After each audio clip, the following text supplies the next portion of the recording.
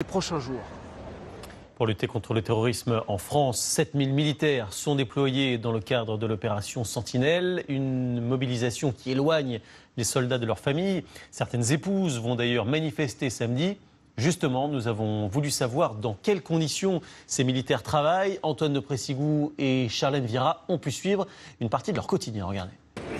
Au pied des monuments, ils font désormais partie du paysage. Depuis plus de 2 ans, à droite sur la rue. Les militaires de l'opération Sentinelle sillonnent les grandes villes. La mission, bien sûr qu'elle est nécessaire. Je vais juste vous donner un exemple. Le 5 août, au pied de la Tour Eiffel, ma section a interpellé un personnel avec une arme blanche. Je pense que si on ne l'aurait pas interpellé, il y aurait eu plus de conséquences.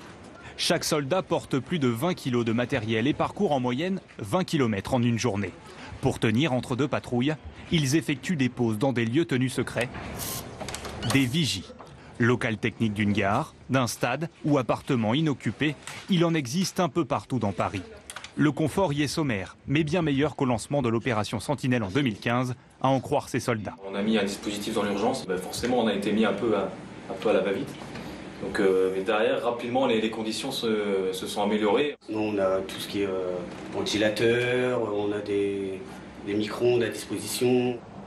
Un jour de patrouille, un autre d'entraînement et un dernier de repos.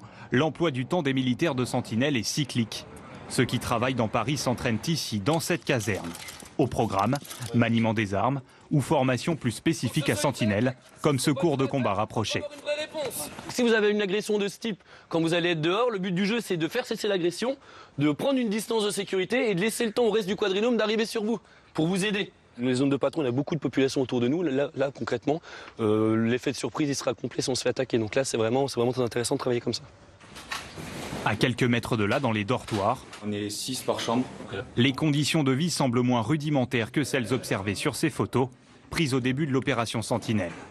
Et pour leur journée de repos, les soldats peuvent dormir à l'extérieur de la caserne.